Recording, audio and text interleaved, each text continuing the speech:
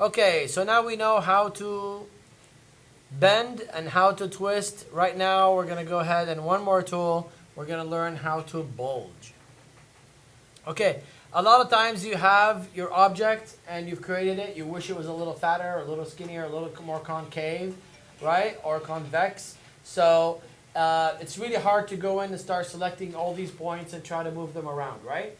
But when you have an influence object like this, it's going to be really, really easy because it encompasses the whole object. Again, I'm going to go ahead and take my cube and I'm going to go ahead and just give it a few more segments.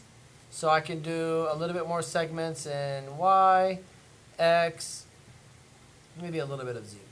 Okay, so now I have that. Because I'm going to be bulging it from all around, it's good to start having a few more segments on sides. And you can always minimize them as you go later. So there's my bulge, there's my cube. Right now, nothing is influencing anybody. No one is influencing the other.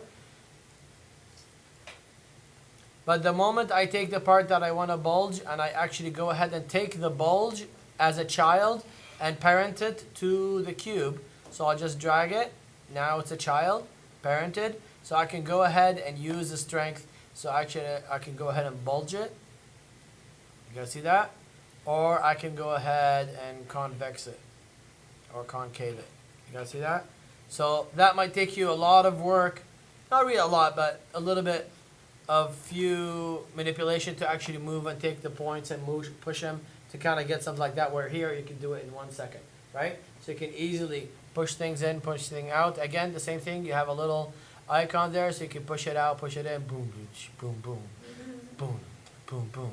And that's what we do to kind of like, you know, link it to music, or you can do animation later. You can make it into a gem object, so as a collection object, so when people are playing the game, they can see it pulsating, you can grab it. It's very, very useful. If you're not sure if you like this character, or if you like the object this way, you can go ahead and current state to object. So you have a copy of it at least. Oops. So you take the new object right here, the new found object, and you move it. So now you have that shape. And you can always go back to your bulge and try a different shape, right? And then you can current state that to object.